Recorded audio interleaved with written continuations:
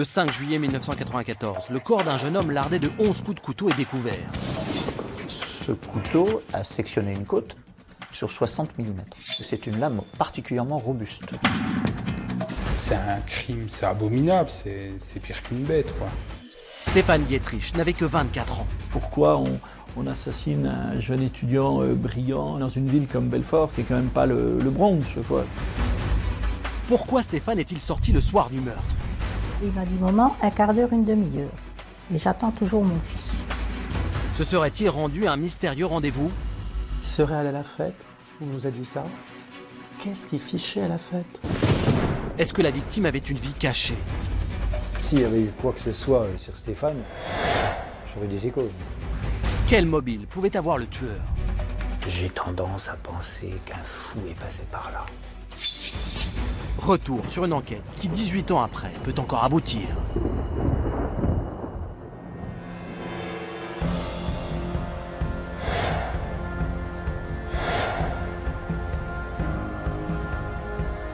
Nous sommes à Belfort, commune de l'Est de la France, réputée pour sa citadelle, sa statue monumentale de Lyon et son festival de musique.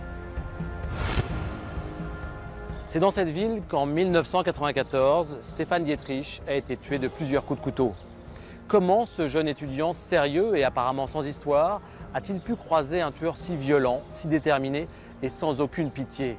Connaissait-il son agresseur? A-t-il fait une mauvaise rencontre? La longue enquête menée par la police judiciaire de Besançon n'a toujours pas permis de répondre à ces questions. Plusieurs pistes ont émergé du dossier. Les enquêteurs ont même parfois cru toucher du doigt la vérité. Mais malgré toutes leurs investigations, ce meurtre sauvage demeure à ce jour non élucidé.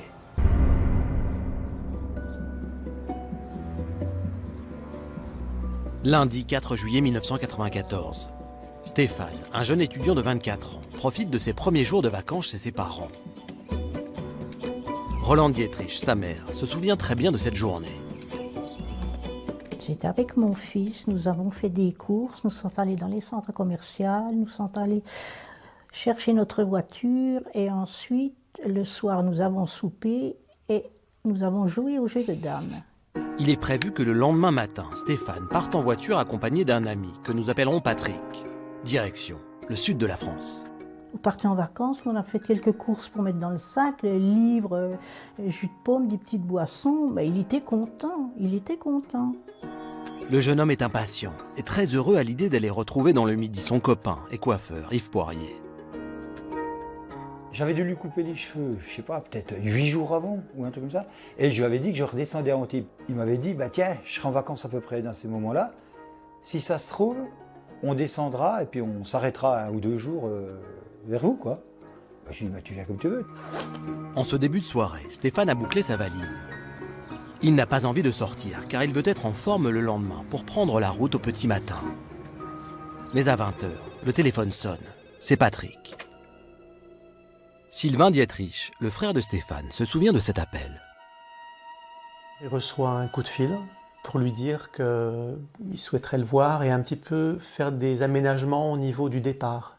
Maman entend quelques bribes de la conversation et il lui dit que son ami passera, il fera un saut et qu'il s'absentera un petit quart d'heure. Patrick veut voir Stéphane avant leur départ. Il lui donne rendez-vous à 22h. À cette heure précise, Madame Eberlé, la voisine des Dietrich, aperçoit alors Stéphane qui sort de sa maison. Il est d'excellente humeur. Il m'a dit bonsoir et puis j'ai dit ben, bonnes vacances, Fofo, hein, profite-en, mais laisse le soleil, ici. Oui, oui, Madame Eberlé. Puis après, moi je suis rentrée, j'ai fermé mes portes, je suis allée me coucher. Stéphane entre alors rapidement dans la voiture de son camarade.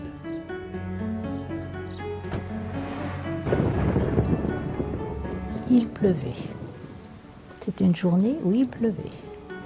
Pour sa mère et son père aujourd'hui décédés, tout laisse à penser qu'il va revenir très vite.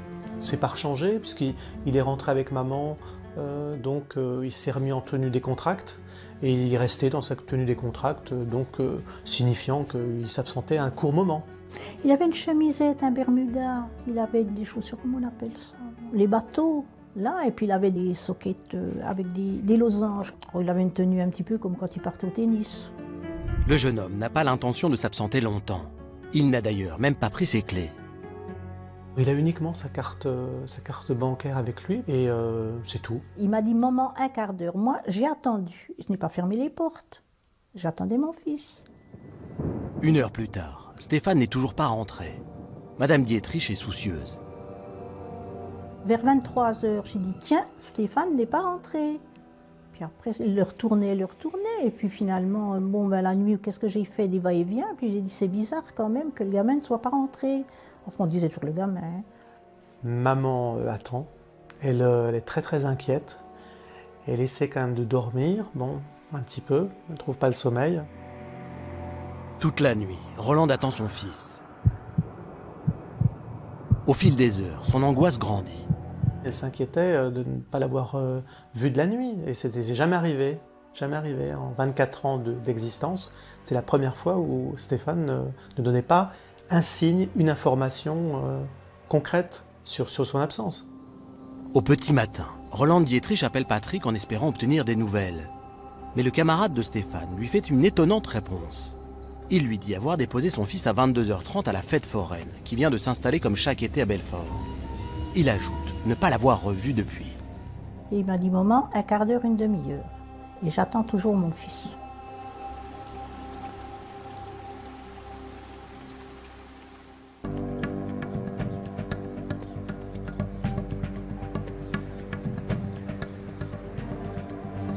Nous sommes le matin du 5 juillet 1994. Les parents de Stéphane viennent d'apprendre avec stupeur que leur fils est allé seul à la fête foraine. Cette étrange nouvelle ne fait qu'accroître leur inquiétude. Au même moment, un appel anonyme prévient le commissariat de Belfort qu'un corps a été découvert dans un petit bois à la lisière de la ville. Selon cet appel, la victime serait un jeune homme. 7h40, des officiers de police judiciaire de Belfort se transportent sur les lieux. Ils se rendent précisément à l'endroit désigné par l'appel anonyme. Jacques Morel, inspecteur à l'époque, se souvient des débuts de l'affaire. Il s'agit du premier lieu un peu tranquille, entre guillemets, qui se situe à la sortie de la ville. Le corps de la victime se trouve dans les sous-bois, en bordure d'un chemin. Il n'est pas dissimulé. Le cadavre gît en chien de fusil sur le côté droit. Les rigidités cadavériques sont déjà installées. Les policiers en déduisent que le décès remonte à plusieurs heures. On s'aperçoit que la personne est relativement jeune, une vingtaine d'années, et qu'il a été victime d'une agression à l'arme blanche. Le corps est recroquevillé, il a le coude vers la tête, et on voit des blessures latérales sur le côté, sur la hanche, et des blessures sur la cage thoracique dans un premier temps, et également sur le ventre avec une éviscération. Les enquêteurs constatent que la victime est en partie dénudée.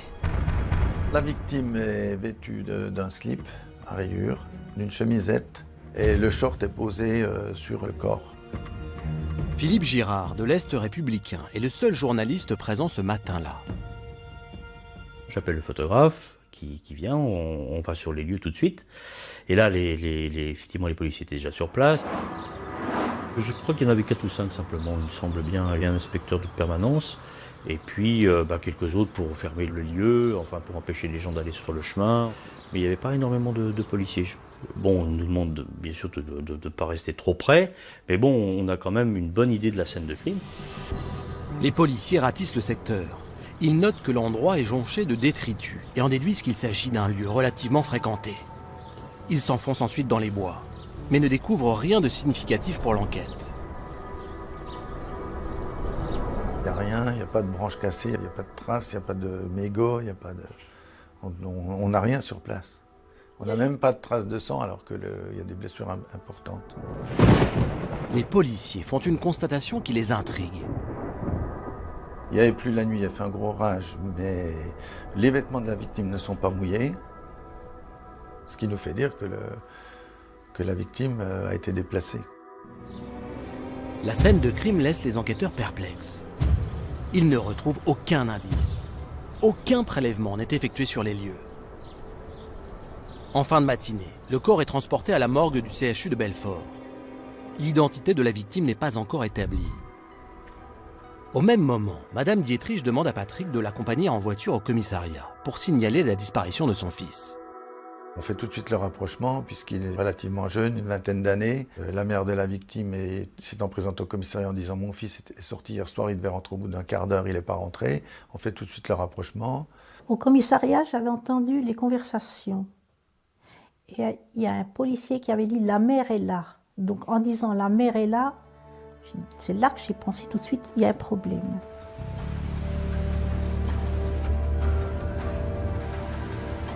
Madame Dietrich est seule au commissariat de Belfort. Elle comprend que les policiers parlent de la découverte d'un corps et réalise avec horreur qu'ils pensent que c'est celui de son fils.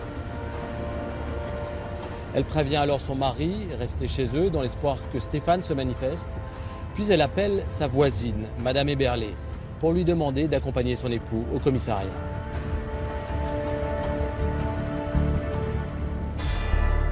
La voisine et amie de la famille Dietrich ignore encore totalement le drame qui a eu lieu.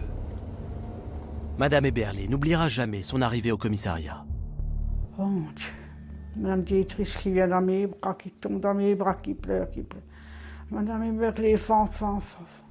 J'ai dit, mais qu'est-ce qui se passe? Alors le commissaire me dit, eh bien on va aller à la morgue. Je lui dis, on va aller à la morgue. Je lui dis, vous voulez pas me dire qu'on va reconnaître le corps de Fanfan? C'est un petit peu difficile, mais on n'a pas 36 solutions, c'est-à-dire que vous avez un corps et vous devez le présenter à quelqu'un susceptible de le reconnaître. Un membre de la famille en général ou un ami, on lui présente le corps à la morgue. Les policiers demandent donc aux parents de Stéphane d'aller confirmer leur terrible intuition. Mon mari nous a emmenés donc à la morgue, l'hôpital. Oh, Seigneur Jésus. Ça, c'est une photo que j'aurai jusqu'à ma mort. Ça, je ne l'oublie pas. Oh, mais j'ai dit, mais c'est pas vrai. Vous auriez vu le thorax qu'il avait, ce gosse. Affreux. Quand mes parents se trouvent à la morgue, ils apprennent que Stéphane donc, a été poignardé de plusieurs coups de couteau. Non, on ne tue pas les gens comme ça. Même si on est indifférent avec quelqu'un, que ça soit pour n'importe quoi, non. Stéphane est mort. Stéphane a été tué. Ses proches sont en état de choc. C'était pas la joie. Voilà, c'est tout ce que je peux dire.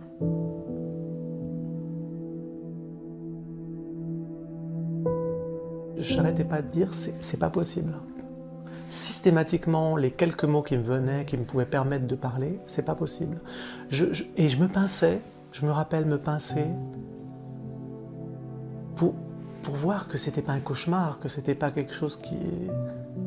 Et c'était la réalité. La nouvelle du meurtre du jeune étudiant belfortain se répand. L'une des premières personnes prévenues est Henri Volkovitch, un ami proche de la famille. J'avais un message sur mon répondeur et où Madame Dietrich était en pleurs, me disant Henri, on a tué mon petit. C'est pas possible, attends. J'ai failli faire un malaise. Je suis devenu tout blanc, je me suis assis par terre. Je sais que j'allais faire un malaise cardiaque. Tellement ça m'a fait mal au cœur, quoi. Moi, j'ai un souvenir très dur de sa mort. Ça fait mal, hein, quand même. Moi, je ne voyais pas ce gosse mourir de cette façon-là. Non. Non, je voyais... c'était un gosse qui aimait rire, qui était gentil, qui était chez ses parents, qui travaillait bien. Moi, je ne voyais pas... Non, je ne voyais pas être tué comme ça, non. Non.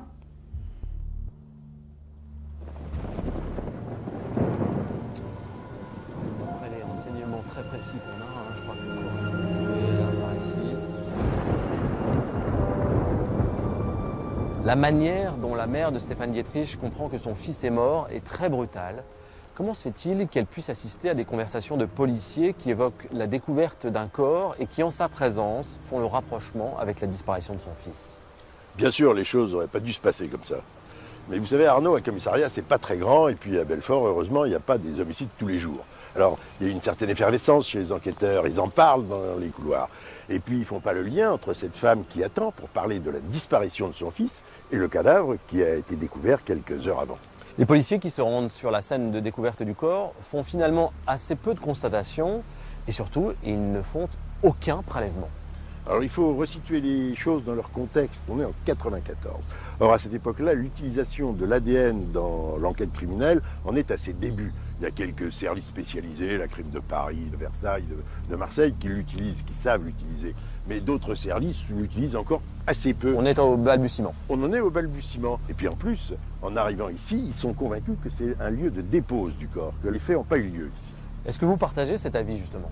C'est très difficile à dire. Je crois que quand on arrive sur une scène comme celle-ci, il ne faut pas avoir d'idées préconçues, il ne faut pas se forger de certitudes. En fait, l'absence de traces de lutte fait penser aux enquêteurs que le crime n'a pas eu lieu ici. Stéphane, simplement, n'a peut-être pas eu le temps de se défendre, il a peut-être été agressé par surprise et n'a rien vu venir. Il n'y a que l'autopsie qui dira si le corps, si les avant-bras présentent des traces de défense ou non. Enfin quand même, la victime a reçu 11 coups de couteau. Stéphane Dietrich est un homme de 24 ans. On a du mal à imaginer qu'il ne se soit pas débattu, qu'il n'ait pas cassé de branche autour de lui, par exemple. On imagine toujours qu'un meurtre par arme blanche suppose une lutte, un corps à corps. Or, c'est pas vrai. Moi, je sais par expérience qu'il y a des individus qui manient le couteau avec une dextérité, avec une habileté incroyable. Il se peut tout à fait que la victime ne voit rien venir, ne se rende compte de rien. Alors il y a un autre élément qui fait dire aux enquêteurs que cet endroit est le lieu de dépose du corps. Ce sont les vêtements de la victime. Ils sont secs alors que nous savons qu'il a beaucoup plu. D'après Météo France, il n'a pas plu toute la nuit. Le dernier orage a eu lieu entre 23h et minuit. En plus, c'était en été, les arbres étaient tout à fait feuillus, le lieu est complètement abrité. Et même si les vêtements étaient un peu humides, jusqu'au lendemain matin, ils ont eu le temps de sécher. Lorsque Stéphane quitte son domicile vers 22h, il dit à sa mère qu'il en a pour un quart d'heure, et d'ailleurs il ne prend pas ses clés. Or, selon Patrick, Stéphane lui demande de le déposer à 22h30 à une fête foraine située en périphérie de Belfort. C'est bizarre, non?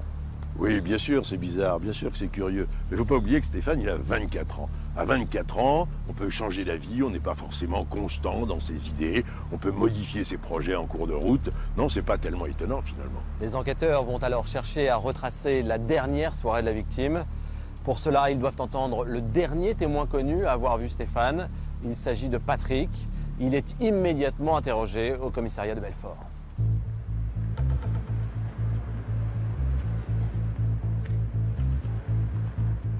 L'ami nous présente sa version des faits, qui dit « j'ai été chercher la victime, nous sommes allés en ville, nous avons retiré de l'argent à un distributeur ». Les enquêteurs vérifient chaque allégation. Ils retrouvent effectivement la trace d'un retrait de 500 francs, environ 75 €, effectué avec la carte bancaire de Stéphane. Ce retrait a été réalisé à 22h04 dans un distributeur situé à proximité de la maison des Dietrich. Patrick ajoute que la victime a gardé les billets. Ces 500 francs n'ont jamais été retrouvés. Face aux policiers, Patrick poursuit sa narration. Il raconte avoir ensuite discuté avec son ami, jusqu'à ce que Stéphane lui confie qu'il avait un rendez-vous. La victime a demandé de le déposer à la fête foraine de Belfort, qui se trouvait à ce moment-là sur l'esplanade du Fort Atry, un petit peu en dehors de la ville. Selon Patrick, Stéphane est descendu de la voiture vers 22h30. Il s'est ensuite dirigé seul vers la foire, sans préciser qui il devait rencontrer. Les enquêteurs demandent aux proches de la victime de réagir à cette version. Son copain a dit « je l'ai laissé à la fête », alors que Stéphane n'aurait jamais été à la fête tout seul. S'il avait été à la fête, c'est avec quelqu'un. Il n'aurait jamais été à la fête tout seul. Une autre chose étonne la famille de la victime. Le Fort Atry, lieu de la fête foraine, se situe à 2 km de chez Stéphane. Or, le temps est orageux et le jeune homme n'est pas habillé pour rentrer à pied. S'il s'était absenté plus longtemps, il ne serait jamais sorti de la façon où il était habillé. Il se serait vêtu au moins d'un jean, aurait pris un parapluie, lui qui n'aimait pas la pluie, et donc il se serait protégé. Damien Mello se souvient bien des habitudes de son ami.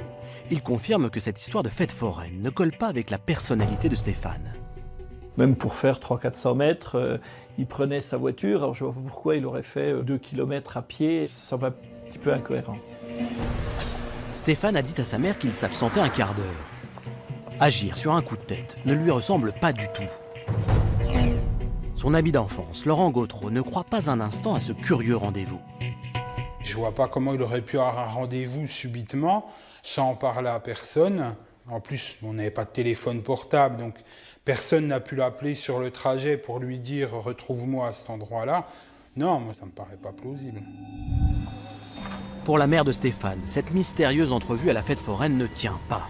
Elle refuse de croire à la version de Patrick. Stéphane n'avait pas de rendez-vous. Stéphane, il me l'aurait dit.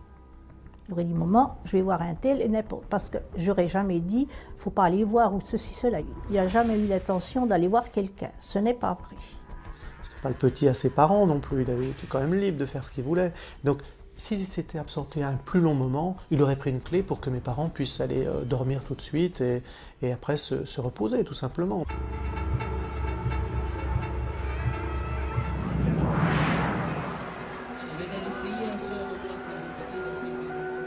Le récit de Patrick ne correspond ni aux habitudes, ni à la personnalité de Stéphane. Sa famille refuse de croire qu'il ait pu brutalement changer de projet en cours de soirée. Les enquêteurs sont également perplexes. Ils veulent maintenant savoir avec précision qui était la victime. Les policiers convoquent les proches de Stéphane. L'existence de ce jeune homme de 24 ans est passée au crible de l'enquête de personnalité. Stéphane Dietrich est le fils d'un cadre de banque, aujourd'hui décédé, et d'une mère au foyer.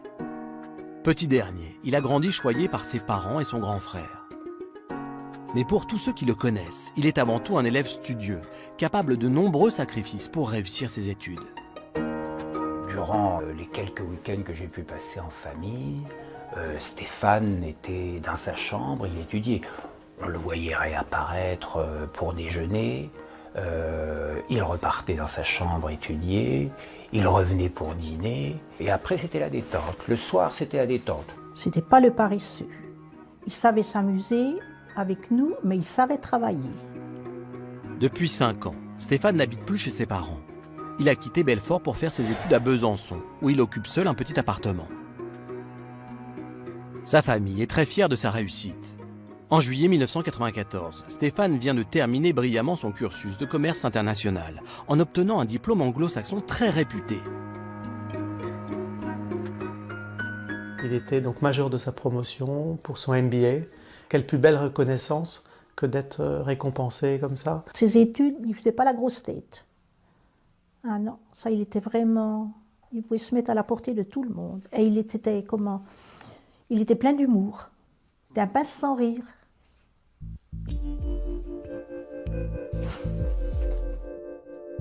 La famille Dietrich est une famille très soudée autour des 2 garçons Sylvain et Stéphane.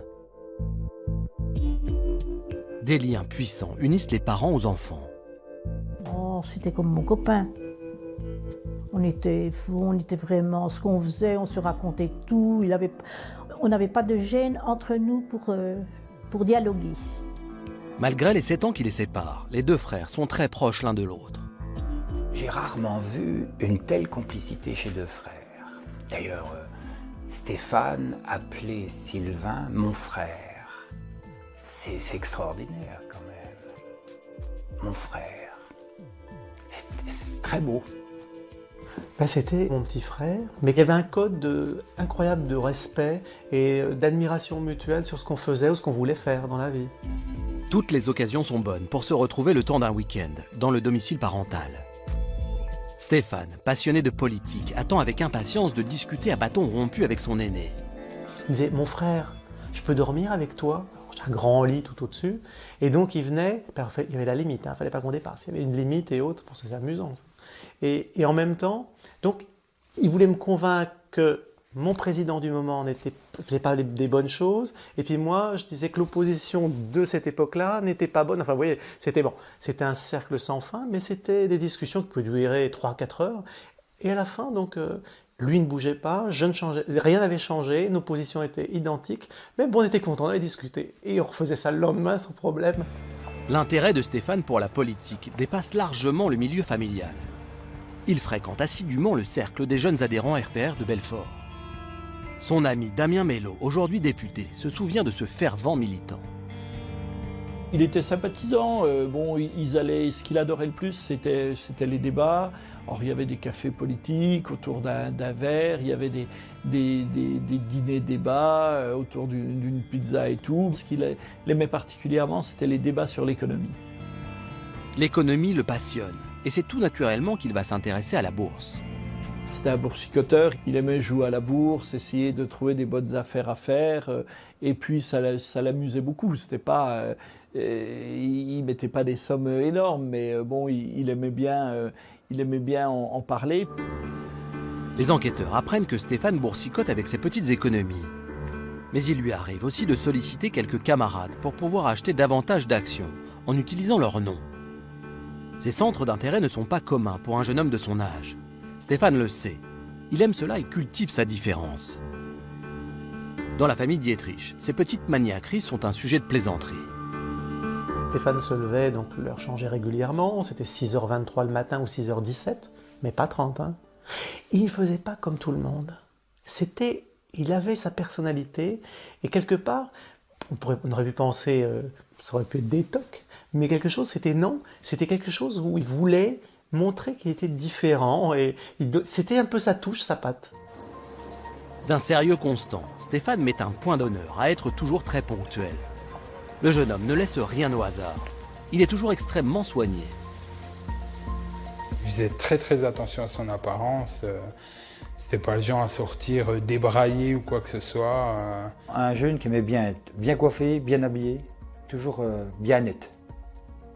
Il aimait qu'on me dise, tiens, mais regarde, Stéphane est bien aimé, il aimait ça. En entendant un à un les proches de Stéphane, les enquêteurs découvrent que le jeune homme de 24 ans ne s'accordait pas le temps d'avoir des relations sentimentales. Moi, je chahutais tout le temps, je lui disais toujours, regarde la belle fille là, ah, t'arrêtes pas, moi, j'ai toujours bien aimé. C'est un métier de contact, coiffeur. Donc on plaisantait tout le temps. Mais les études. Il avait des coups de cœur, etc., bien sûr, oui. Je me rappelle même très bien. Des visages, des noms, je m'en rappelle de plusieurs. Mais après, il était tellement dans ses études qu'on va dire il n'avait pas de place pour une vie amoureuse sérieuse à côté. L'enquête de personnalité livre aux enquêteurs un portrait presque trop beau pour être vrai. Apparemment sans faille. Il était gai, il était affable, il était sympa comme tout. Il vous aurait vu avec une valise, vous prenez la valise et vous la montez. Pour beaucoup de gens, il avait une image, c'est une image de quelqu'un de propre, de lisse, de parfait. Mais après, les gens qui le connaissent vraiment, c'est pas une image, c'était vraiment lui.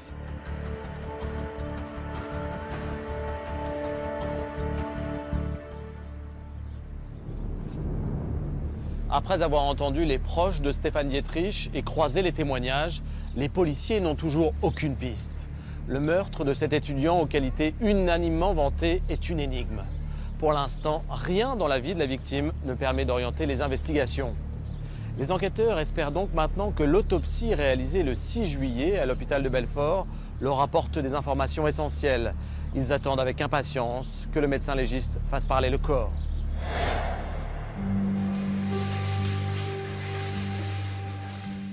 L'autopsie commence par l'examen externe du corps, qui va révéler un détail important. Stéphane Dietrich n'a semble-t-il pas été en mesure de réagir à son agression.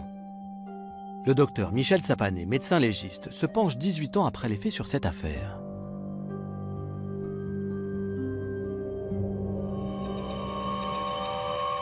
Il n'y a pas chez cette victime de plaie de défense. C'est-à-dire que quand vous êtes agressé par une arme, vous interposez souvent, mais pas toujours, les avant-bras, les mains, pour essayer de vous protéger. Là, on n'a rien de tout ça. Le légiste dénombre ensuite 11 coups de couteau. On a une victime qui a des plaies multiples, qui sont toutes caractéristiques de l'action d'arme blanche. Et dans tous les cas, ce sont des actions piquantes, c'est-à-dire une lame qu'on fait pénétrer dans le corps et non pas une action tranchante. Le médecin décrit les zones corporelles atteintes par l'agression. On a un groupe de lésions dans le dos, au niveau du rein gauche, qui sont des lésions relativement superficielles.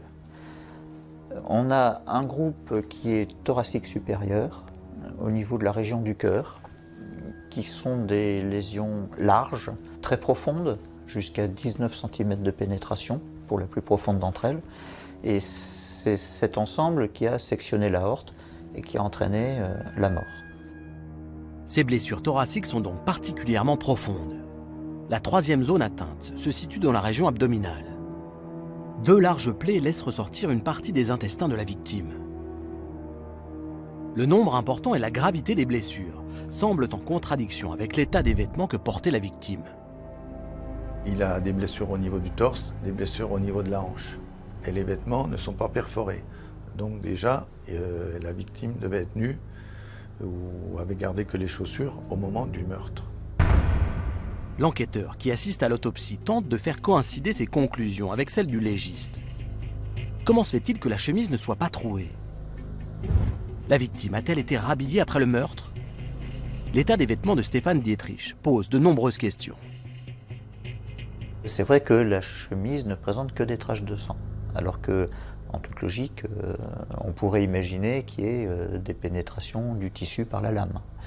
Les plaies dans le dos sont difficiles à imaginer sans lésion du tissu, sauf si on a relevé la chemise.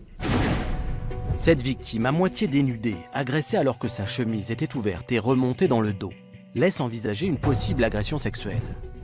Des prélèvements sont effectués. Dans ce dossier, il y a eu une recherche de spermatozoïdes dans la région anale qui est restée négative. Ça n'exclut pas une agression sexuelle ou un acte sexuel, puisque si vous avez une capote, il n'y a pas de spermatozoïdes, par définition. Il est donc impossible de déterminer si la victime a été ou non violée. Les enquêteurs espèrent aussi apprendre de l'autopsie une autre information essentielle. Est-il possible que Stéphane Dietrich ait été tué sur le lieu de découverte de son corps? Ou doit-on au contraire conclure que le chemin n'est qu'un lieu de dépose? Les policiers penchent plutôt vers cette hypothèse. Mais le docteur Michel Sapanet n'est pas de cet avis. Il pense au contraire que le sous-bois est le lieu du crime. Le corps est sur le côté droit, donc le sang coule vers le côté droit de la chemisette. Moi, ça m'évoque assez une victime qui a été tuée sur place, qui s'est effondrée avec le saignement qui ensuite a coulé sur la chemisette. Si on essaie d'imaginer, au contraire, qu'il est tué ailleurs, qu'ensuite on le transporte, il est bien évident que la chemisette va avoir plein d'autres traces. Il ne va pas y avoir juste la trace du sang qui coule dans le bon sens en plus. L'examen approfondi du corps va révéler que la plaie mortelle a entraîné une hémorragie interne. Ceci explique qu'il y ait très peu de sang autour du cadavre. À l'issue de son autopsie, le médecin légiste ne se prononce pas sur l'heure du décès. Il constate juste que le corps est rigide et froid. Or, ces rigidités cadavériques apparaissent systématiquement 2 heures après la mort. Stéphane Dietrich était donc forcément décédé à 5 heures du matin, soit 2 heures avant la découverte de son cadavre. Son agression a par conséquent eu lieu entre 22h15, peu de temps après avoir quitté ses parents, et 5 heures du matin.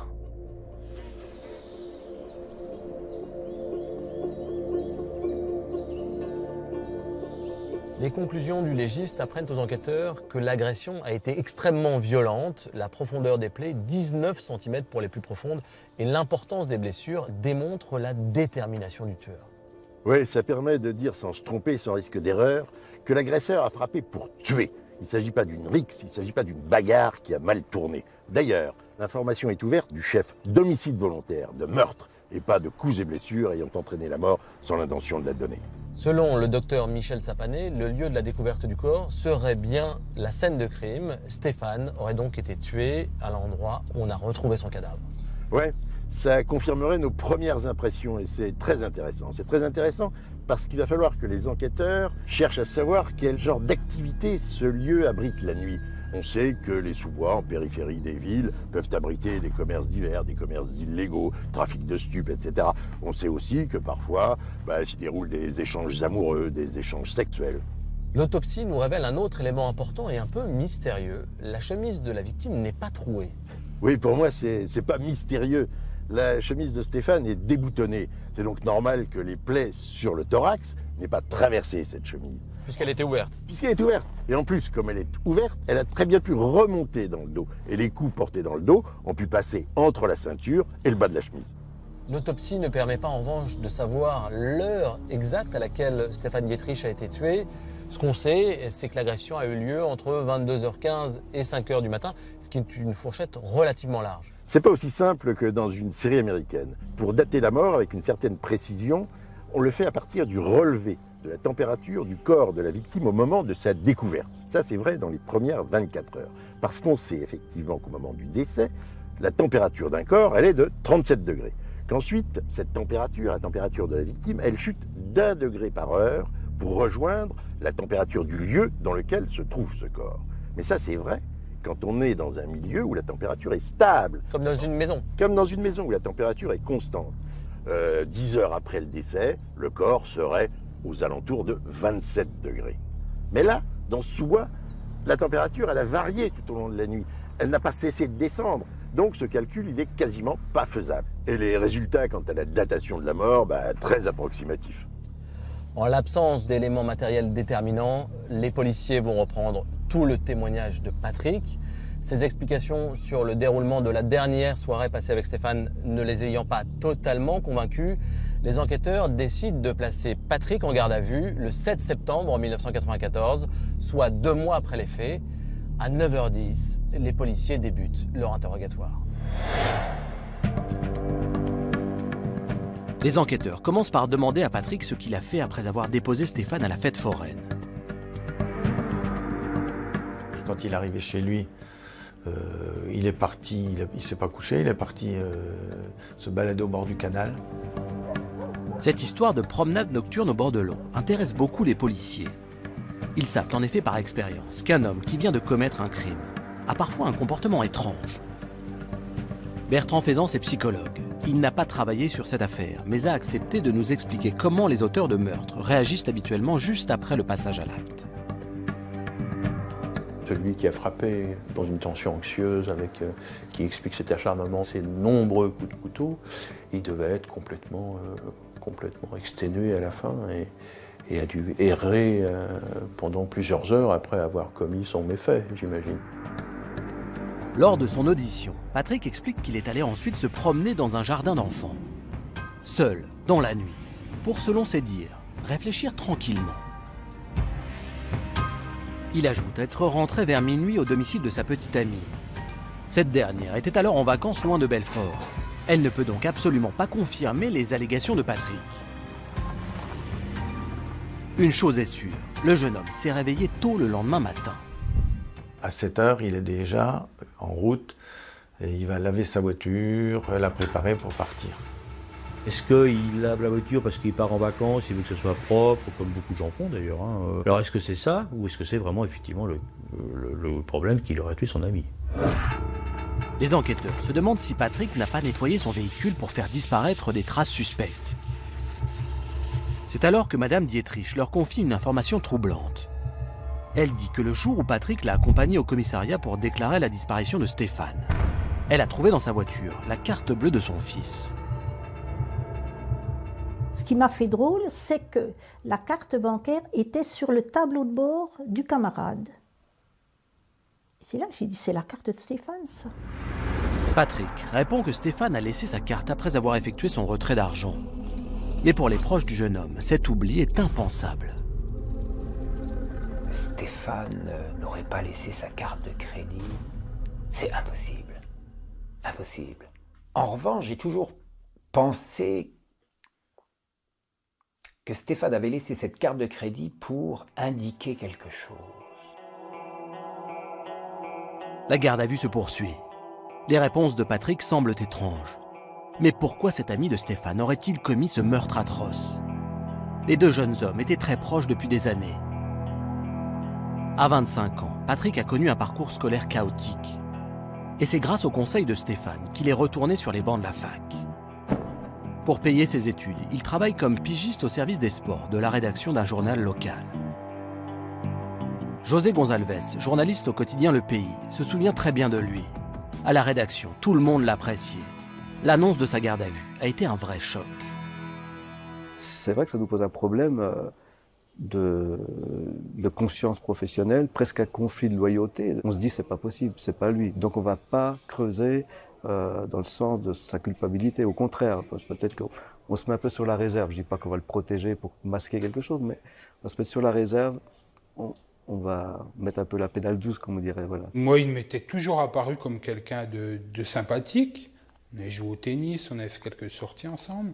Pour moi, c'est quelqu'un que j'appréciais. Un beau garçon, sympathique, brillant, plein d'humour, gentil. Bizarrement, si le jeune homme semble à l'aise dans ce cadre professionnel ou avec ses amis, il se comporte totalement différemment dans le cercle familial de Stéphane. C'est quelqu'un d'assez introverti même, introverti. Il n'y avait pas que de la timidité. Ça passait moi, mais mon mari ne l'a jamais aimé. Mon mari, toujours il disait, je n'ai pas confiance, je ne sais pas pourquoi. Mon mari disait toujours, je n'ai pas confiance. C'est drôle. Il était vraiment différent de Stéphane, il avait pas grand-chose à partager. Si les enquêteurs ont du mal à croire à la version des faits présentée par Patrick, ils n'ont pourtant aucun élément leur permettant d'accréditer leurs soupçons. Ils vont donc se pencher sur la relation qui unissait les deux jeunes étudiants. Ils vont essayer de trouver quel mobile aurait pu pousser Patrick à tuer Stéphane. Très vite, il apparaît que la victime avait une certaine emprise financière sur le suspect. Et si l'argent avait été l'élément déclencheur du meurtre? Et si le niveau de vie de Stéphane avait provoqué la jalousie de son ami? Les policiers découvrent que Patrick bénéficiait régulièrement de la générosité de son camarade. Les deux jeunes hommes aimaient passer du temps ensemble et le plus souvent leurs activités communes étaient payées par la victime. Stéphane aide son ami, il en profite, il part en vacances, je pense qu'il n'a pas beaucoup d'argent. C'est plutôt Stéphane qui allait un peu financer. Je pense que chaque fois qu'il était, ou les sorties, les trucs comme ça, c'était Stéphane qui finançait. C'est l'impression qu'on avait, quoi. Il y avait une petite dépendance financière. Pour preuve, Patrick n'a pas pu, faute de moyens, partir en vacances avec sa petite amie. Mais avec Stéphane, cela devient possible. Le suspect révèle aux enquêteurs qu'en contrepartie, il rend parfois service à son camarade lors de ses placements boursiers. Il lui sert de prête-nom pour lui permettre d'acheter davantage d'actions quand une affaire intéressante se présente. Il aurait mis à contribution son ami pour acheter des actions et autres. Ça, c'est probable. Yves Poirier avait remarqué que Patrick nourrissait une certaine jalousie à l'égard de Stéphane. Il y a 10 fois, quand on parlait argent, je sentais qu'il était mal à l'aise. Il dit, toi, c'est facile, t'as tes parents, tout, t'as de l'argent comme tu veux, tout. Et lui, t'es plus pauvre, quoi, je pense. Il semble donc évident que la question de l'argent était au centre de leur relation d'amitié. Pour le psychologue Bertrand Faisance, leur rencontre le soir du meurtre avait sans doute un enjeu financier. Patrick a dit aux policiers qu'il voulait voir Stéphane pour évoquer ses problèmes familiaux. L'expert ne croit pas à cette version. Selon lui, Stéphane savait que son ami voulait le voir pour autre chose. Il descend uniquement avec sa carte bleue. Il savait qu'il partait pour donner de l'argent à son copain, à Patrick. Donc peut-être qu'il y avait des problèmes familiaux, après tout, pourquoi pas, hein. Mais c'est pas ça qui fait qu'ils se sont réunis alors qu'ils allaient se voir le lendemain toute la journée en voiture et qu'ils n'auront que ça à faire, à parler ensemble. Donc là, ils se sont réunis pour ça. L'un a demandé de l'argent à l'autre. Patrick déclare ne pas savoir où sont passés les 500 francs. Les enquêteurs poursuivent leurs investigations. On a perquisitionné les deux domiciles, à savoir le domicile de sa mère, le domicile de son ami et la voiture. Lors de la perquisition du véhicule de Patrick, les policiers retrouvent quelques outils et 2 couteaux de cuisine sous le siège conducteur. Il ne doit pas y avoir beaucoup de gens quand même qui se promènent dans une voiture avec 2 couteaux de cuisine, quoi. Je veux dire, c'est quelque chose qui effectivement est assez intriguant, oui. Ces couteaux ne portent pas de traces de sang visibles. Les enquêteurs ne les saisissent pas. La garde à vue se termine. Patrick ressort libre du commissariat, mais les policiers n'abandonnent pas totalement cette piste. Ils intensifient alors leur surveillance, dans l'espoir de trouver quelque chose de plus intéressant pour l'enquête. Son téléphone a été placé sous écoute et on s'est aperçu que il avait beaucoup de problèmes moraux, c'est-à-dire que il n'était pas très bien, quoi. Il a perdu 10 kilos en un mois. il était inquiet. Cette perte brutale de poids depuis le meurtre de Stéphane ne peut être considérée comme une preuve de son implication dans le crime. Sa fragilité psychologique non plus. Qu'on tienne un discours pas clair sur quoi que ce soit d'ailleurs, ce n'est absolument pas un aveu de culpabilité, ni même une marque de culpabilité. On peut être perturbé parce qu'on est face à un événement vécu de façon un peu traumatisante, et puis du coup on a du mal à rassembler ses idées. Les policiers se demandent s'il n'y a pas quelque chose ou quelqu'un qui empêche Patrick de parler. J'ai eu l'occasion de le revoir en dehors de la procédure pour essayer de parler avec lui, pour essayer de le convaincre, parce que c'est déjà arrivé que des gens ne veulent pas témoigner parce qu'ils ont peur. C'est un mur. Il a décidé, il est dans sa première version et il n'en reviendra pas en arrière. Les enquêteurs sont persuadés que le jeune homme détient une partie de la vérité, mais il reste convaincu de son innocence. Il n'y a pas de mobile. On ne tue pas quelqu'un, même si c'est pour... Il y a l'histoire des 500 francs qui ont disparu.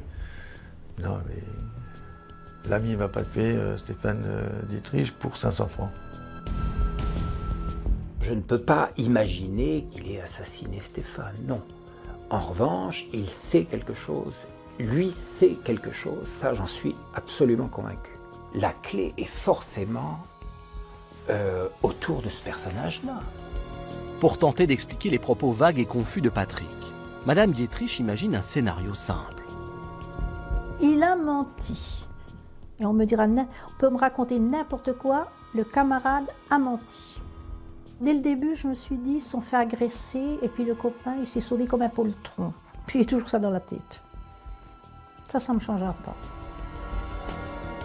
Mais en l'absence de preuves, Patrick est totalement mis hors de cause. Aucune charge ne pèse aujourd'hui contre lui.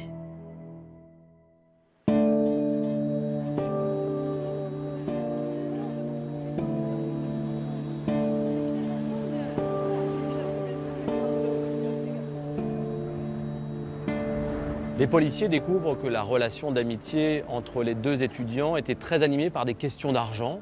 Et à un moment, ils pensent tenir un mobile plausible de meurtre. C'est vrai, il n'y a pas plus classique que l'argent comme mobile pour les affaires de meurtre. Les différences de niveau de vie, les dettes, ça peut créer des jalousies, des rancœurs qui aboutissent à des drames. Un des enquêteurs dit « on ne tue pas pour 500 francs ». Ben moi, je ne le crois pas du tout. On peut tuer pour n'importe quelle somme. Pour beaucoup moins. Pour beaucoup moins, absolument. En revanche, en ce qui concerne Patrick et Stéphane, je ne vois pas dans cette différence de niveau de vie le mobile du meurtre. Parce que Stéphane, il aidait Patrick quand il en avait besoin. On ne tue pas la poule aux œufs d'or, il n'y a aucune raison de le faire. Si Patrick est impliqué de quelque manière que ce soit dans cet homicide, je ne crois pas que ce soit du côté du porte-monnaie qu'il faut chercher. Les deux garçons se connaissaient depuis le collège. L'enquête a montré qu'ils étaient vraiment très proches. Ils se voyaient souvent, ils partaient souvent en vacances ensemble. Et pourtant, en auditionnant la petite amie de Patrick, les policiers découvrent que la jeune femme n'avait jamais entendu parler de Stéphane. Elle ne savait même pas que les deux étudiants devaient partir ensemble en vacances dans le sud de la France. Ouais, c'est bizarre, c'est même très bizarre. Et la question c'est, est-ce que Patrick cachait sa petite amie à Stéphane ou est-ce que Patrick cachait Stéphane à sa petite amie? C'est pas tout à fait la même chose. On n'a pas la réponse. Mais ça prouve une chose. Ça prouve que leur relation avait quelque chose de secret, ou du moins d'exclusif.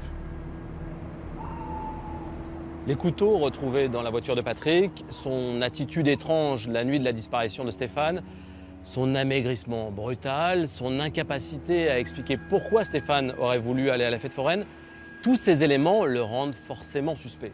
Oui, c'est ce qu'on appelle un faisceau d'éléments convergents, un faisceau de présomptions. Mais si on détache ces éléments, si on les prend un par un... Séparément, ils ont tous une explication. Eh oui, Patrick, il maigrit beaucoup. Mais pourquoi? Parce qu'il a subi un traumatisme important, il a perdu son meilleur ami. Oui, il y a des couteaux qui sont trouvés dans sa voiture. Mais combien de temps après le meurtre ils sont trouvés dans sa voiture? 2 mois après le meurtre. Oui, il n'aurait pas pu garder des couteaux ayant servi au meurtre pendant 2 mois. Bien sûr que non. Non, tout ça, ça ne constitue pas des preuves. Depuis le début de l'affaire, Patrick n'est jamais revenu sur ses premières déclarations. Il dit et redit que Stéphane lui a demandé de le déposer à la fête foraine vers 22h30. Oui, alors je crois réellement qu'ils sont allés à la fête foraine.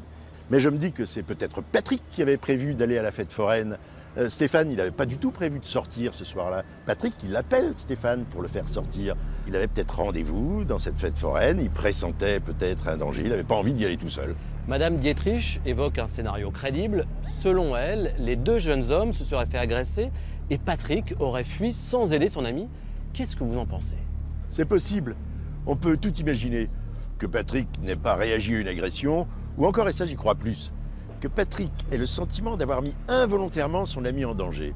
Il ne dit pas tout, car il se sent peut-être coupable de ne pas avoir prévenu les secours à temps.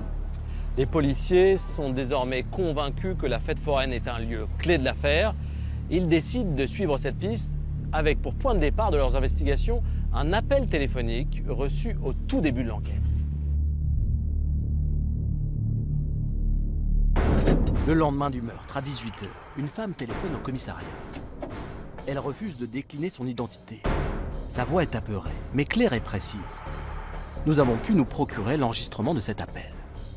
Police secours. Oui, bonjour monsieur. Bonjour madame. J'aurais voulu parler à un responsable de la police. Je vous téléphone parce que j'ai la conscience qui me travaille un peu. Parce que voilà, j'ai été témoin. J'ai 24 ans, j'ai un petit peu peur. Je veux pas dire qui je suis. C'est au sujet de jeune qui s'est fait planter, comme on dit. Mais je peux vous dire que c'est parti du fort Artry. Hein. J'ai entendu crier, j'ai eu tellement peur que je me suis sauvée. Mais je veux rien vous dire parce que moi j'ai peur. Hein. Les enquêteurs vont recentrer leurs investigations autour du fort Artry, site de la fête foraine. C'est un milieu très spécial. Vous présentez la photo de la victime, personne ne l'a vue.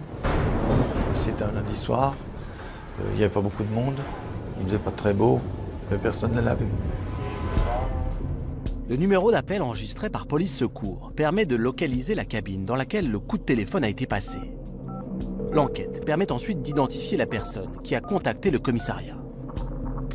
On a réussi, par recoupement avec les appels passés avant et après, à identifier une foraine qui tenait une loterie sur la fête du Fort Artry. C'était évident puisque quelques secondes après l'appel, elle appelle quelqu'un de sa famille, donc elle ne sort pas de la cabine. Les policiers savent désormais que le témoignage anonyme est celui d'une foraine. Mais retrouver cette femme n'est pas simple, car elle n'a pas d'adresse. Elle se déplace de fête en fête, et donc de ville en ville. Quelques mois plus tard, les policiers finissent enfin par la localiser à Nancy. Immédiatement auditionnée, la foraine raconte ce qu'elle a vu le soir du meurtre de Stéphane Dietrich. Elle nous dit, je sors de ma caravane, je vais chercher une bouteille dans le bois du Fort Artry qui est à proximité, parce que je bois beaucoup en cachette de mon ami, et là je vois passer les forains avec des couteaux et j'entends un grand cri. Lors de son témoignage, elle met en cause 2 forains. Elle dit les avoir vus se diriger vers la forêt en possession de couteaux. L'un, un cran d'arrêt à la main, et l'autre, une arme blanche dans un étui accroché à sa ceinture. Jusqu'à présent, l'enquête s'était plutôt orientée vers la piste d'un agresseur unique. Mais l'hypothèse de 2 agresseurs ne semble pas incohérente. Lorsque je vois des plaies dans le dos et des plaies antérieures, avec des caractéristiques totalement différentes, des orientations différentes, c'est évident que ma première hypothèse, c'est plus 2 agresseurs avec 2 armes différentes. Moi j'ai peur, hein, j'ai peur. La foraine ajoute avoir appelé Police Secours pour soulager sa conscience. Elle est certaine d'avoir entendu crier et pense que ce cri a été poussé par Stéphane Dietrich. L'enquête semble enfin avancer. Mais dès le lendemain, elle revient sur ses déclarations. Le magistrat instructeur reçoit une lettre recommandée comme que tout ce qu'elle avait dit était faux, avait été plus ou moins établi sous la contrainte. Pascal Anquez, l'avocat de la famille Dietrich, n'est pas étonné par la rétractation du témoin. Ce sont des milieux difficiles pour arriver à avoir des informations. Il y a une forme de réticence par rapport aux services de police. Les enquêteurs décident de poursuivre leurs investigations. Ils vont se lancer à la recherche des 2 hommes désignés par la foraine. Il s'agit du propriétaire d'un stand de jeu et de son employé. Ce sont des personnes qui ont des casiers judiciaires en relation avec des actes de violence. Le témoignage de la foraine met particulièrement en avant le propriétaire de l'attraction. Un forain assez violent, qui buvait beaucoup d'alcool, qui avait des gros problèmes de santé, relativement jeune tout de même, une trentaine d'années. Les enquêteurs ont enfin l'impression d'approcher la vérité. La violence des coups portés, bon, ça correspondait bien à la personnalité du forain qu'on avait suspecté. Pour localiser le suspect, ils vont étudier le calendrier des fêtes foraines. Et en avril 1995, ils acquièrent la certitude que le forain est à Altkirch, en Alsace. Mais la gendarmerie locale, dépêchée sur les lieux, leur annonce que l'homme vient de mourir. Il se suicide avec une arme à feu après que l'on ait fait des rapprochements sur son emploi du temps et sur le fait qu'il était porteur d'une arme et qu'il était d'une violence reconnue par ses proches. S'il y avait un espoir, ce suicide anéantissait toute possibilité, évidemment, de continuer dans cette direction. Et évidemment, c'est assez frustrant. Pour les enquêteurs, c'est la déception. D'autant plus qu'une lettre d'adieu retrouvée à côté du corps du suspect peut être interprétée dans le sens de sa culpabilité. Il disait qu'il avait fait assez de conneries dans sa vie qu'il fallait qu'il en finisse. Alors est-ce que ça pourrait être une de ces conneries, pour parler comme il l'avait écrit, ou pourquoi pas, c'est peut-être possible. Mais ça on ne le saura pas parce que les forains ne parlent pas du tout. Les policiers vont alors rechercher l'autre individu désigné par la foraine. Ils savent qu'il travaillait pour l'homme qui vient de se suicider. Ils parviennent à localiser ce jeune de 28 ans à Neufchâteau dans les Vosges. En mai 1995, ce deuxième suspect est entendu dans les locaux de la PJ de Besançon. Il a seulement dit que son patron s'était vanté un soir de beuverie d'avoir été le meurtrier de Stéphane Dietrich. Bon, à ce moment-là, son patron était décédé. Donc, à partir de ce moment-là, c'est facile de dire. Sur le reste, il ne savait rien. C'est l'omerta. Les enquêteurs sont à nouveau dans l'impasse. Ils sont contraints de relâcher le jeune forain. Si on n'a pas un témoignage concret de quelqu'un qui dit « j'étais là, voilà ce qui s'est passé, il y avait un tel où je connaissais les gens qui étaient là », on n'arrivera pas, on n'a pas, à cette époque-là, on n'a pas d'ADN. Donc si vous voulez, c'est vrai qu'on a toujours été bloqué. La foraine n'a plus jamais parlé du soir du crime. Le doute sur la véracité de son témoignage continue donc de planer. La piste des forains n'aboutissait pas, quoi. Quel que soit le pédigré individuel de chacun des forains, quoi. Mais aujourd'hui, on se demande encore, est-ce que ce crime a eu lieu à la fête foraine et aux forateries?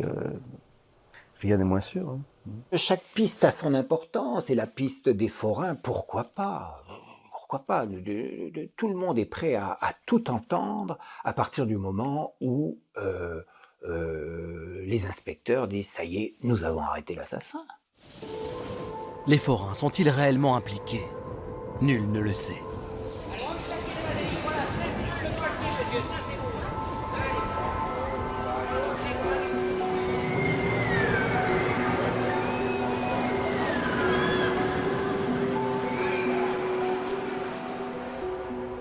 On l'a compris, Jean-Marc, la fête foraine du Foratry est un lieu central de l'affaire, mais c'est un milieu dans lequel il est, semble-t-il, particulièrement difficile de mener des investigations. Oui, le milieu des forains est un milieu assez fermé. Ce sont des gens qui, par tradition, ont choisi de vivre une vie un peu différente, une vie non sédentaire. Une vie itinérante, absolument. Ils ont leurs codes, leurs coutumes, et quand il se passe quelque chose, ils préfèrent laver leur linge sale en famille. Ils n'aiment pas trop voir la police venir leur poser des questions. Durant votre carrière de policier, est-ce que vous avez déjà eu à enquêter dans ce milieu? Oui, bien sûr. Je me souviens notamment d'une affaire. C'est une affaire d'homicide. C'est un type qui s'est fait poignarder dans une cabine téléphonique. Il téléphonait peut-être un peu trop longtemps. Et on a pu identifier son meurtrier. C'était un forain. On n'arrivait pas à lui mettre la main dessus. Il a fallu qu'on passe par un intermédiaire, le chef de clan, le chef de tribu, avec lequel on a négocié. Cette affaire a finalement abouti. Je pense que ce qu'il a manqué dans l'affaire Dietrich, c'est peut-être cet intermédiaire. Sans cet intermédiaire, le clan a continué à protéger l'auteur de l'homicide. À vous écouter, on ne saura probablement jamais si la foraine qui a téléphoné au commissariat s'est rétractée sous la pression du clan ou si elle a tout simplement inventé. Il s'agit d'une femme alcoolique. Alors il y a deux possibilités, soit c'est in vino veritas, elle a peut-être dit la vérité et puis ensuite elle s'est rétractée par peur des représailles, ou alors elle a tout inventé. Ça on ne le sait pas. Tout ce qu'on sait, c'est que les perquisitions qui ont été faites dans les caravanes des gens qu'elle a désignés n'ont absolument rien donné. Et en plus, le suicide du premier suspect, le propriétaire de l'attraction, mène l'enquête dans une impasse. Les morts ont toujours bon dos. C'était un peu facile pour l'employé de ce forain de le dénoncer, de l'accuser de tous les maux. Et il est mort, il ne peut pas se défendre, il ne peut pas non plus être poursuivi. Après la piste du copain, celle des forains est aussi très vraisemblable. On a le sentiment que les enquêteurs pensent être passés tout près de la vérité et qu'à chaque fois, ils se retrouvent bloqués car ils n'arrivent pas à obtenir les preuves nécessaires.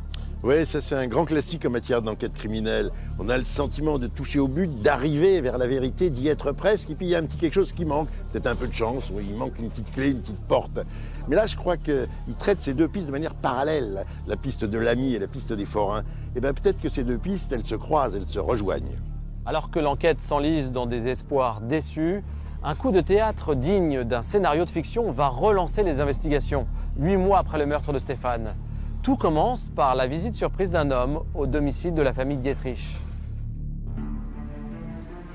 Mars 1995.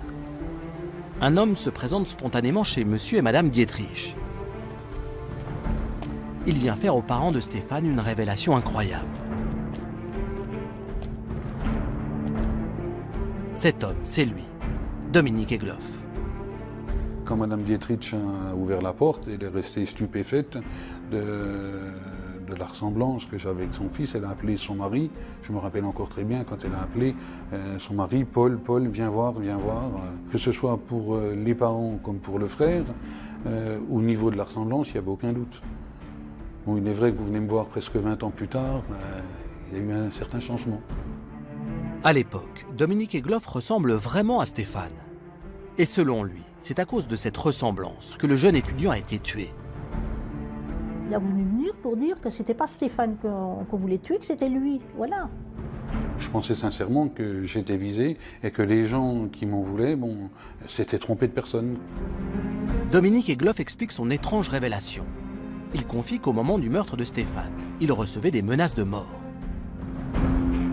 On avait empoisonné mon chien, on a saboté ma voiture. Avec mon épouse, à un moment donné, on n'avait plus de frein, plus rien. On a emmené la voiture dans un garage. On nous a bien montré où c'est que ça avait été sectionné, tout.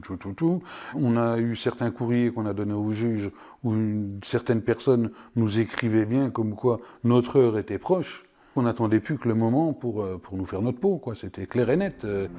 Les parents de Stéphane écoutent avec attention l'histoire de leur visiteur surprise. Et si c'était vrai? Et si l'explication du meurtre de Stéphane était là? Lorsqu'on voit dans les journaux la photo de Stéphane et celle de son sosie, on se dit « Ah oui, c'est presque difficile de les dissocier tous les deux, on dirait vraiment deux frères jumeaux. » Mais c'est peut-être aussi parce que tout le monde se raccroche à une nouvelle piste. Fait du hasard, le coiffeur de Stéphane est aussi celui de Dominique Egloff. Il émet quant à lui quelques réserves. C'est vrai qu'il était coiffé un petit peu pareil que Stéphane. La même taille, au niveau grandeur, tout ça, mais une tête plus dure à la Gainsbourg et plus... il n'aimait pas se raser, tout. Stéphane, il était toujours nickel. Si la ressemblance n'est peut-être pas parfaite, les circonstances sont quand même troublantes. La piste mérite d'être creusée. Les enquêteurs se penchent alors sur la personnalité de Dominique Egloff. C'est un homme de 34 ans, connu pour être un écologiste virulent. Il se bat pour préserver la qualité de l'eau de Belfort. Sa bête noire, le festival des Eurockéennes qui a lieu chaque année. Selon lui, la foule qui y assiste polluerait le lac de Malsaucy, autour duquel se déroulent les concerts. Le militant réclame à corps et à cri que ce festival soit déplacé. Et apparemment, cela ne plaît pas à tout le monde. Le festival des Eurockéennes engendre une grande manne d'argent. D'après le Conseil général, pour 1 euro d'investi, c'est 7 euros de gagné. Il y avait un intérêt important où une seule personne ne pouvait pas déranger tout ça. En 1994, le dernier concert du Festival des Eurockéennes a eu lieu le 3 juillet. Le lendemain, jour de la mort de Stéphane Dietrich, Dominique Egloff est en pleine action militante. Toute la journée, il va dans les rues de Belfort faire signer une pétition, vêtu d'un short et d'un t-shirt. Sa tenue à ce moment-là, quand il faisait les pétitions, ça faisait penser un peu à l'allure de Stéphane. 2 hommes se ressemblant, 2 hommes habillés de la même façon. Et si l'un avait vraiment été tué à la place de l'autre? Les journaux s'emparent de cet incroyable rebondissement, digne d'un scénario de cinéma. Les enquêteurs et les proches restent quant à eux prudents. C'est vrai, 22h, 23h, minuit, dans la pénombre, on aurait pu peut-être confondre les deux, mais est-ce que le dossier de l'eau à Belfort, il y a 18 ans, pouvait aller jusqu'à perpétrer un crime? Oh là là. Pour le journaliste José Gonzalves, cette piste, aussi séduisante soit-elle, est invraisemblable. Comment on dit, un tel meurtre parce que quelqu'un se plaignait de la pollution, ça paraît quand même très disproportionné, quoi.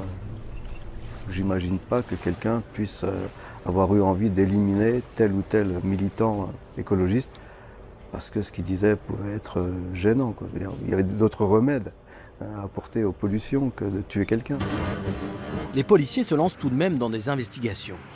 Et très rapidement, ils font un rapprochement intéressant. Ils se souviennent du témoignage d'une conductrice de Belfort qui, au début de l'enquête, est venue confier ce qu'elle a vu au Bois-Joli le soir du crime. On a une dame qui s'est présentée et qui nous a dit qu'elle avait vu une voiture qui se trouvait au niveau du Bois-Joli, avec plusieurs jeunes à l'intérieur.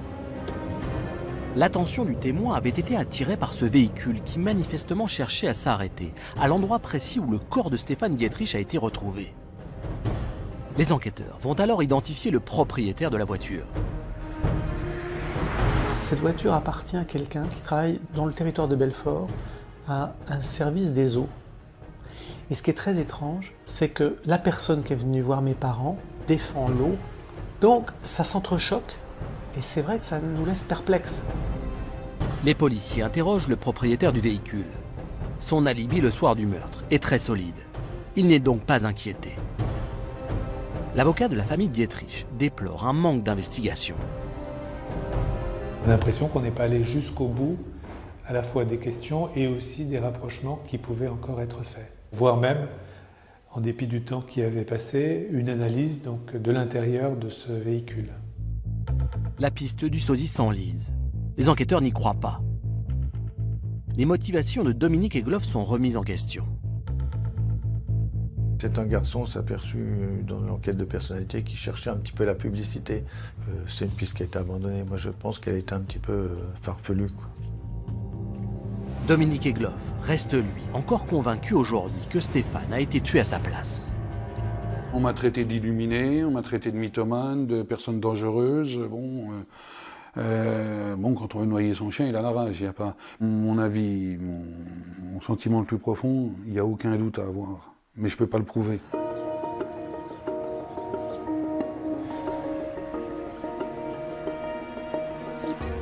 Aujourd'hui, le militant écologiste ne se sent plus menacé. Selon lui, le meurtre de Stéphane Dietrich a marqué la fin des pressions qu'il subissait. Les enquêteurs ont quant à eux totalement abandonné cette piste. Les investigations traditionnelles n'ayant rien donné, il est peut-être possible de s'approcher du tueur en analysant son mode opératoire. Pour mieux comprendre comment la victime a été agressée, nous avons sollicité l'avis de plusieurs experts. Les armes blanches sont multiples. Lame plus ou moins longue, plus ou moins large, couteau avec ou sans garde. C'est en observant les blessures constatées sur le corps de la victime qu'il est possible d'imaginer quelle arme le tueur tenait dans sa main. Nous avons demandé à un spécialiste en armes blanches de se pencher sur les caractéristiques des plaies thoraciques de Stéphane Dietrich. Alain Floquet peut ensuite préciser quel type de couteau a tué la victime. C'est quand même une lame qui fait au moins 14 cm de long, sur peut-être 2,5 cm de largeur. C'est déjà un couteau important, mais certains couteaux de cuisine sont de ce type. Celui-ci, c'est un couteau à viande. Couteau à viande, il serait tout à fait compatible avec les plaies constatées. L'expert n'exclut pas que l'arme du crime est une lame rétractable. On a ici un couteau qui est un couteau de chasse. Lorsqu'on va l'ouvrir, on obtient une lame qui est extrêmement longue. On a donc un couteau qui est tout à fait capable de produire également cette plaie, ainsi que d'autres couteaux que je peux avoir tout autour de moi, sont capables de produire la longueur et la largeur de ces plaies. Le médecin légiste Michel Sapané apporte une précision supplémentaire. Ce couteau a sectionné une côte sur 60 mm. Ça veut donc dire que c'est une lame particulièrement robuste. C'est pas simplement un petit couteau à lame plus ou moins flexible, c'est vraiment très vraisemblablement un couteau à lame épaisse. Le couteau utilisé par le tueur est donc imposant. Il n'est pas possible de le porter discrètement sur soi, dans une poche par exemple. Une fois les caractéristiques matérielles de l'arme établies, reste à envisager le scénario criminel. Le docteur Michel Sapanet révèle que la victime a été agressée en position debout. On a des chutes de gouttes de sang sur les chaussures, sur les chaussettes. Ça évoque une victime debout au moment où certains coups sont portés. Peut-on savoir si le tueur se tenait devant ou derrière Stéphane Dietrich? Le spécialiste répond à cette question en étudiant la forme et l'orientation des plaies. Je ne peux pas avoir la trajectoire verticale dans cette frappe. Automatiquement, mon plan de coupe est oblique, de haut en bas. Donc non compatible avec les lésions constatées sur le plan médico-légal. L'hypothèse d'une attaque en face à face a la préférence de l'expert. C'est possible. C'est possible. C'est possible. C'est possible aussi. La violence et le nombre des coups portés à la victime donnent aussi une indication sur le profil du tueur. Le psychologue Bertrand Faisance nous livre son expertise. Pour donner autant de coups de couteau avec autant de force, il faut avoir en soi-même une grande force, une grande tension. Le psychologue cherche à préciser le contexte du passage à l'acte. Cette extrême violence, de façon soudaine, avec beaucoup de coups de couteau, irait plutôt dans le sens d'une non-préméditation. Il s'est passé quelque chose qui a abouti à ça, mais dans une scène non prévue.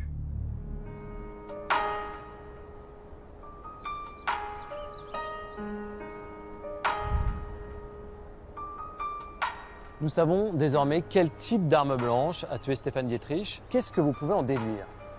Ce qui est important pour moi, c'est de savoir qu'il ne s'agit pas d'une arme, d'un couteau qu'on peut transporter au quotidien dans sa poche. Et contrairement à ce que dit le psychologue, ça dénote une intention, une préméditation. On ne se balade pas avec un couteau de cette taille pour se curer les ongles. C'est plutôt pour intimider quelqu'un, pour l'agresser, pas forcément pour le tuer. Alors les conclusions de nos experts révèlent également que les couteaux trouvés dans la voiture de Patrick, comme ceux appartenant au forain, sont compatibles avec les blessures constatées sur la victime. Oui, mais à partir du moment où l'arme n'a pas de caractéristiques singulières, comme une lame avec des dents spéciales, il est très difficile d'en déduire quoi que ce soit. Admettre qu'un grand couteau de cuisine a pu tuer revient à admettre que tout le monde peut avoir l'arme du crime chez soi. L'agression aurait donc eu lieu en deux temps, la victime étant debout. Tout d'abord les coups de couteau dans le dos, puis l'attaque de face avec les blessures mortelles. Oui, et moi je pense qu'il n'y avait qu'un seul agresseur. Cet agresseur a d'abord piqué Stéphane dans le dos, en glissant la lame du couteau sous la chemise. Probablement pour contraindre Stéphane à faire quelque chose, à le faire avancer peut-être. Puis Stéphane, surpris, s'est retourné. Et là, l'agresseur l'a planté mortellement, dans le thorax, sans que Stéphane, de quelque manière que ce soit, ait pu se défendre. Votre première intuition était donc la bonne. Le tueur sait manier le couteau avec précision et rapidité. Oh oui, moi je suis sûr que c'est pas un débutant. Il sait jouer de la lame, ce type. Il sait jouer du couteau, comme on dit. Et moi je suis convaincu qu'il n'en est pas à sa première agression à l'arme blanche. Il a peut-être pas déjà tué, mais en tout cas, il a déjà agressé. Il reste une question essentielle, une énigme à laquelle personne n'a encore répondu. Qu'est-ce que Stéphane faisait dans ce sous-bois? Est-il venu de son plein gré? A-t-il été conduit ici par son agresseur qu'il aurait rencontré à la fête foraine? Toutes ces interrogations obsèdent les policiers. Ils vont alors de nouveau chercher des réponses dans la vie de la victime.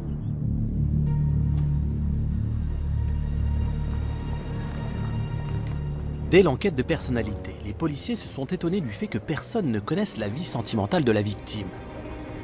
Ils se demandent si le jeune homme ne menait pas une existence secrète qui aurait pu le mettre en danger. Est-il possible que cet étudiant de 24 ans n'ait eu aucune vie amoureuse? Et si Stéphane n'avait pas osé révéler son homosexualité? Sa famille et ses amis vont devoir répondre à toutes ces questions. On s'est toujours confié nos petits secrets. Je savais, je connaissais les moindres détails de sa vie. Et c'est vrai que Stéphane aurait eu une vie, celle de, par exemple, vivre son homosexualité. Il aurait été libre de vivre sa vie. Chez nous, on se racontait tout, on était ouvert, puis c'est tout. Le bien, il disait, s'il y avait quelque chose de mal, il disait, et puis voilà. C'était pas une traînée, hein. C'est pas un gosse qui allait dans les bars, qui allait ici, qui allait... Enfin, moi, que je sais. Maintenant, chacun a son jardin secret. Hein. C'est vrai que c'est une ville, ici, Belfort, c'est pas très très grand comme nom. On se connaît tous. Moi, en tant que commerçant, on connaît énormément de monde. Donc, s'il y avait eu quoi que ce soit sur Stéphane, j'aurais eu des échos. Moi. Face aux enquêteurs, tous ceux qui connaissent Stéphane sont catégoriques. Le jeune homme n'était pas homosexuel. La piste homosexuelle, je ne veux pas dire que ça nous a fait rire, loin de là.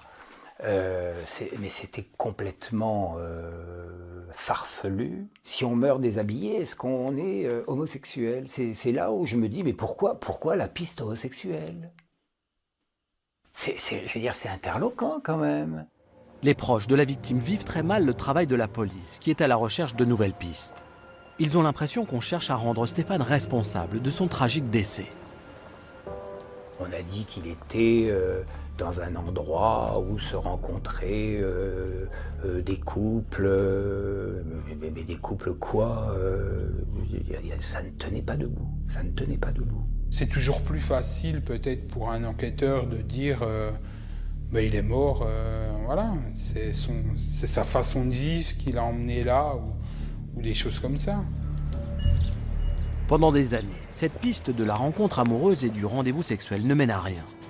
Mais en 2007, un commandant de police de Montbéliard, qui enquête sur le meurtre d'un jeune homme à Sochaux, établit des rapprochements entre plusieurs crimes commis dans l'est de la France. Il découvre plusieurs homicides similaires. Pour ce policier, l'affaire Stéphane Dietrich fait partie de cette macabre série. Jean-Marie Storkel était journaliste à l'Alsace. Il connaît bien ces meurtres non élucidés, commis dans l'est de la France. Les points communs, c'est de nombreux coups de couteau, la violence et l'acharnement, surtout des gestes. C'est un harcèlement presque à coups de couteau. Le commandant de police de Montbéliard effectue des recoupements à partir du logiciel Salvac, qui compare les modes opératoires de tous les crimes perpétrés dans l'Hexagone. Il recense ainsi une quinzaine de meurtres, dont celui de Stéphane Dietrich. Les victimes de ces homicides sont des hommes âgés entre 20 et 66 ans. Presque tous sont homosexuels. On dirait qu'il y a une signature. Et je crois me rappeler notamment la manière dont a été tué Stéphane Dietrich pourrait correspondre un peu à cette signature. L'enquêteur de Montbéliard est convaincu qu'un tueur en série sévit dans l'est de la France. Ses investigations le conduisent à un homme de 69 ans qui, selon lui, pourrait être l'auteur de cette série criminelle. Cet individu, que nous appellerons Eric, est déjà connu des services de police. Il vit dans la région de Montbéliard. Homosexuel à la vie sulfureuse, l'homme gagne sa vie comme transformiste dans des cabarets. Stéphane Bourgoin, spécialiste des tueurs en série, nous explique pourquoi Eric est suspecté. Il fréquente assidûment tout le milieu homosexuel dans l'est de la France, notamment autour de Mulhouse, de Strasbourg ou de Belfort. Donc ça le situe dans l'environnement immédiat de la plupart des victimes des crimes de l'Est. Au cours de son enquête, le commandant de police de Montbéliard fait une découverte troublante.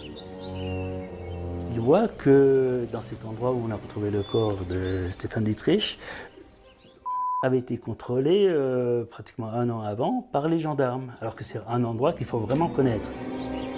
On le trouve en possession d'un couteau et il y a un de ses copains qui est avec lui.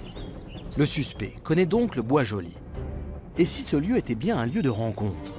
Et si Stéphane Dietrich avait été agressé par cet homme? Ce qui est sûr, c'est que ces blessures sont caractéristiques de celles habituellement infligées par les tueurs en série. L'élément le plus frappant pour moi, c'est qu'un certain nombre de blessures qui se situent entre le bas du dos et juste au-dessus du slip sont des blessures qu'on retrouve chez certains criminels sexuels qui s'appellent le piqueurisme.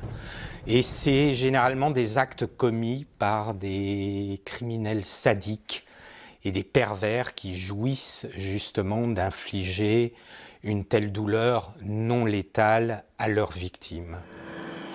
Les similitudes entre les affaires sont nombreuses. L'étau se resserre autour du suspect. Mais pour Nelly Rouzet, avocate d'Eric, les soupçons pesant sur son client sont totalement infondés. Il va être entendu sur un certain nombre d'affaires. Alors au départ c'était 15, ensuite on est passé à 5 affaires, les enquêtes vont se poursuivre, alors on a vérifié des choses, mais on a trop de divergences pour pouvoir avoir la certitude, parce que c'est ça qui est intéressant, de dire oui c'est la même personne. Le 29 novembre 2007, le suspect est mis en examen pour 5 homicides. Mais celui de Stéphane Dietrich ne fait pas partie des meurtres pour lesquels il est mis en cause. En juillet 2008, Eric va finalement bénéficier d'un non-lieu général. Monsieur n'est plus mis en examen à l'heure actuelle. Un jour, peut-être, de nouveaux éléments permettront de faire avancer ces enquêtes. Moi, je le souhaite pour les familles des victimes. Il reste donc aujourd'hui dans l'Est de la France une série de meurtres non élucidés. Le tueur de Stéphane Dietrich a peut-être fait d'autres victimes. L'œuvre d'un homme, un tueur en série, moi j'y crois. Parce qu'il y a beaucoup apparemment de similitudes dans le déroulé, dans le mode opératoire, comme on dit, de ces crimes, qui semblent signés de la main du même meurtrier. Les conditions de sa mort sont telles que, effectivement, j'ai tendance à penser qu'un fou est passé par là.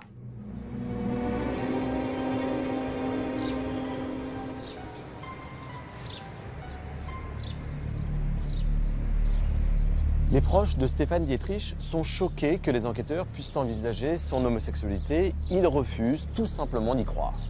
C'est toujours très difficile pour les proches d'imaginer qu'ils ne connaissaient pas tout de la vie de leur fils, de leur frère, de leur ami. Pourtant, c'est bien souvent à la suite d'une mort violente que l'enquête fait apparaître, met à jour, des doubles vies, des amants, des maîtresses, qui sont parfois la clé de l'énigme. Alors, je ne dis pas que Stéphane était homosexuel, mais en tout cas, les enquêteurs ont eu raison d'explorer cette piste.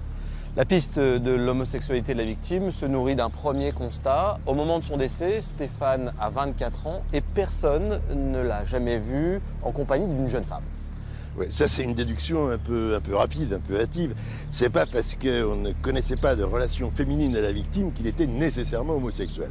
Les enquêteurs ont fait des recherches dans tous les établissements de nuit ou de jour d'ailleurs qui accueillent les homosexuels, les boîtes de nuit, les bars, et ils n'y ont trouvé aucune trace de Stéphane.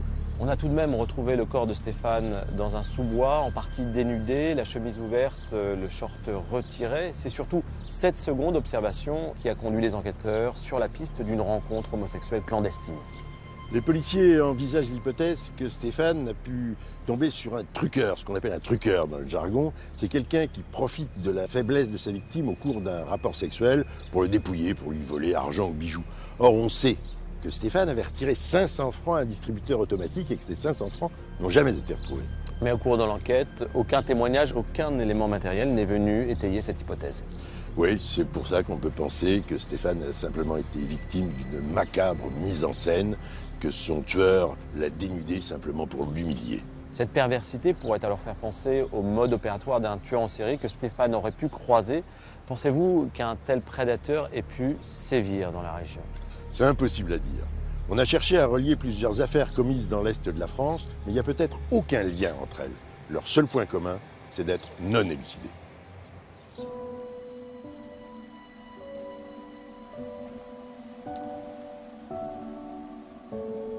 Les années passent et le meurtrier de Stéphane n'est toujours pas identifié. On nous dit tout le temps que le crime parfait, ça n'existe pas, qu'il y a toujours un élément ou quoi que ce soit. Là, pour l'instant, le crime parfait, il a l'air d'exister, quoi. On ne sait pas qui c'est. Vous pouvez passer 50 fois à côté de l'assassin. Qu'est-ce qu'on sait? Vous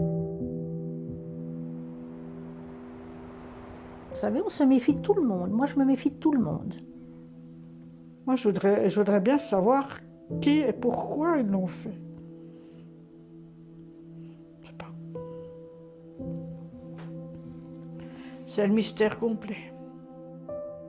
Avec l'assassinat de Stéphane, c'est toute une famille qui a été brisée. Plus rien ne sera jamais comme avant le 4 juillet 1994. Nous, on prend ça à perpétuité. Il y a Stéphane qui n'est plus. Quelques mois, quelques semaines après la disparition de Stéphane, mon père a contracté une maladie. Il est parti récemment de cette maladie. Je pense que ça ne laisse pas indemne les gens quand vous vivez de tels faits. Cela fait plus de 18 ans que Stéphane est décédé. Pendant toutes ces années, ses proches n'ont jamais cessé de penser à lui et de souffrir de son absence.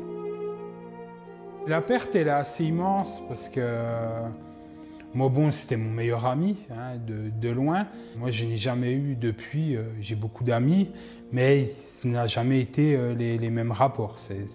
C'est complètement différent. Souvent, Stéphane, je vois passer comme une comète, mais une belle comète. Quelqu'un de lumineux, quelqu'un vers la lumière, qu'elle est vers la lumière.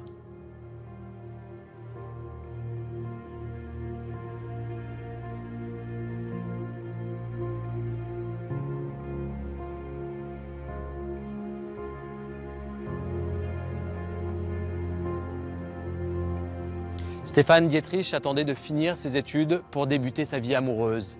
Il avançait dans son existence comme on progresse dans un jeu de construction, étape par étape, avec l'espoir d'atteindre l'équilibre parfait.